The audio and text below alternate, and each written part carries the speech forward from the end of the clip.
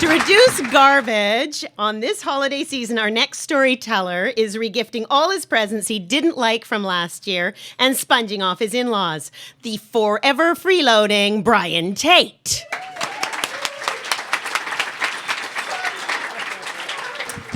This particular Christmas, I was 13 years old, an only child of older parents. And Christmas could be challenging around our house. My father suffered from depression and was very, very tight with money, having grown up during the Depression, and had his one son going into the angry, sullen adolescent phase at that particular time. This is 1968, so we're all into rock music and the Beatles and the Stones, and I was totally into that. So I had a record collection. I had one of those record players of the time, and some of you may remember this, the little box 45 RPM player. It was about this big, and it would only play 45s, and it had a speaker about an inch wide. And I wanted to be a drummer. And actually, I was into recycling early because I had cobbled together a set of drums for myself consisting of a round metal cookie tin with a loose lid that would make a good bangy sound, an old pair of bongo drums that I would set up, and a Volkswagen hubcap on a lampstand. That was my drum kit, all of which was played with a pair of chopsticks because my father couldn't stand noise.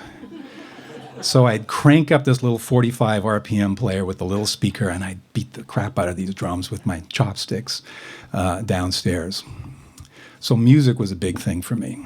Anyway, Christmas morning arrives, and it's the usual scenario. My father's kind of grumpy and kind of gloomy, and my mother overcompensates by being really perky all day, and there's that kind of dynamic that goes on. And so we exchange gifts, and we exchange cards, and the one thing that's missing is my parents' card to me.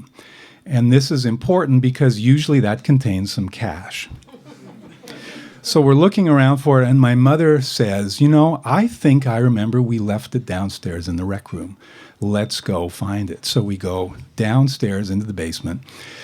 My mother turns the light on. We walk into the rec room, and there in the corner of the room, wrapped up in an enormous red ribbon and bow, was a real set of drums. I nearly passed out. I did. My mother thought I was going to faint. She was ready to catch me. It was like this massive cognitive dissonance, It's like my father had spent some serious money. He'd gone out and done this thing. Plus, this is a man who insists on peace and quiet in the house. What is he thinking? And I thought to myself, well, years later, I thought, okay, maybe he was actually being clever. Maybe he was being strategic because I'm going into this adolescent phase, And actually, I really think it was the drums that got me through adolescence, that kept me out of jail and other similar situations, because I just played those things for years down in the basement, and I got all my frustration and my anger and my hormones out on that set of drums, So maybe that was part of it. Maybe it was his way of reaching out, because he was a man who just really didn't know how to talk and how to make conversation.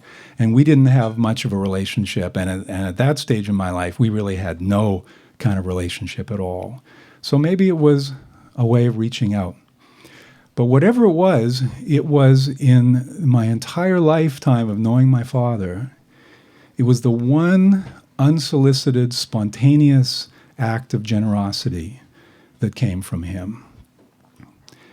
And years later, after my father died, I talked to my mother about it, because really, she is usually the instigator in these things. And I thought, she must have put him up to it. And I asked her about it, and she said, no, it was as big a surprise to her. He had gone out and done this completely on his own. And that Christmas was over 40 years ago. and I became a professional musician. And I am still a drummer. So thanks, Dad, and Merry Christmas. Thank you.